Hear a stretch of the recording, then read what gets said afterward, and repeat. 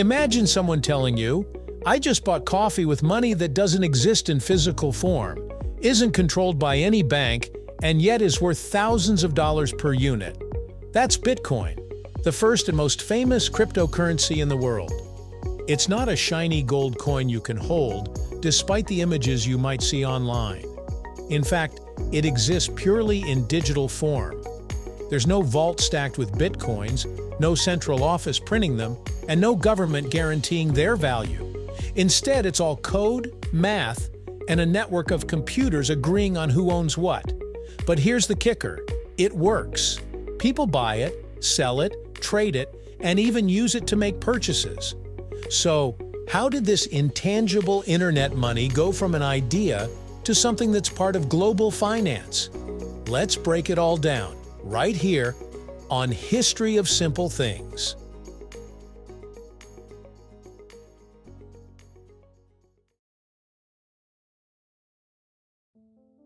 The story starts in 2008, right in the middle of a global financial crisis.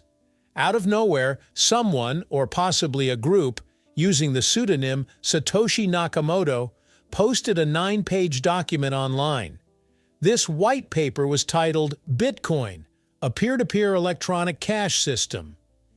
In it, Nakamoto described a way to transfer money directly between people without going through banks or payment processors. The idea was simple in theory. If you can send an email directly to someone, why can't you send money directly too? But in practice, money transfers usually involve middlemen, banks, credit card companies, or online services like PayPal. Nakamoto's system removed these intermediaries entirely, relying instead on cryptography and a public record of transactions to keep everyone honest. At its core, Bitcoin is a digital currency, but it's also much more than that. It's a decentralized network that operates without a central authority. Every Bitcoin transaction is recorded on something called the blockchain. Think of the blockchain as a public, unchangeable ledger that anyone can view. If you send 0.5 BTC to someone, that transaction gets added to this giant record, and it stays there permanently. You can't edit it, you can't erase it, and you can't fake it. Because thousands of computers around the world store identical copies of this ledger and continuously check each other's work.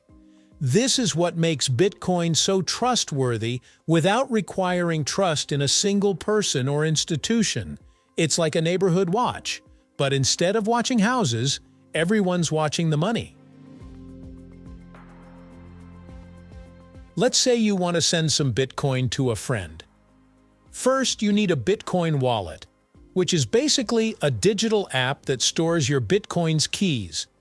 These keys aren't coins themselves. They're more like secret codes that prove you own certain amounts of Bitcoin.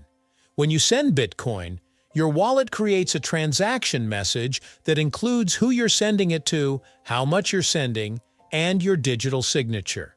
This transaction is then broadcast to the network. From there, special computers called miners check to make sure the transaction is valid, meaning you actually have the Bitcoin you're trying to spend and that you're not trying to send the same Bitcoin twice. Once verified, it gets added to the blockchain and becomes part of Bitcoin's permanent history.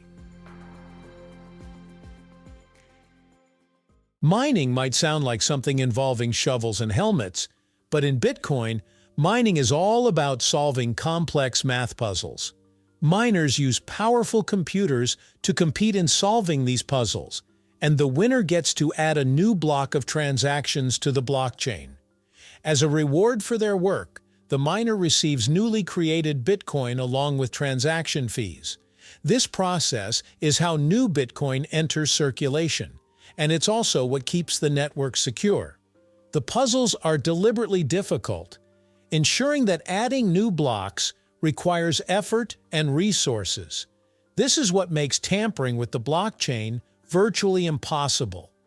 You'd have to redo all the work for every block, which would require more computing power than the entire network combined. Unlike regular currencies, which can be printed endlessly, Bitcoin has a fixed supply. There will only ever be 21 million Bitcoins. This limit was hard-coded into the system by Satoshi Nakamoto. Right now, most of those coins have already been mined, but not all. The final Bitcoin won't be mined until around the year 2140. This scarcity is one of the reasons people compare Bitcoin to gold. You can't just create more at will, which makes it immune to inflation in the same way precious metals are. But scarcity also makes it volatile. When demand spikes, the price can skyrocket. When demand falls, it can crash. For some people, Bitcoin is a form of investment, a digital asset they hope will increase in value over time. For others, it's a tool for sending money quickly across borders without paying hefty bank fees. And for those living in countries with unstable currencies, Bitcoin can be a way to protect their savings from inflation. It's also attractive to people who want more privacy in their transactions, though it's worth noting that Bitcoin isn't completely anonymous. Every transaction is public. It's just that the identities behind wallet addresses aren't always obvious. Of course, Bitcoin isn't all smooth sailing. Prices can swing wildly in just a matter of hours, making it risky for short-term holders. Since it's digital, you also need to protect it from hackers. If someone gets access to your private keys, your Bitcoin is gone forever. There's no customer support line to call and no undo button. Governments are still figuring out how to regulate it, with some countries embracing it and others banning it outright. And there's the environmental concern.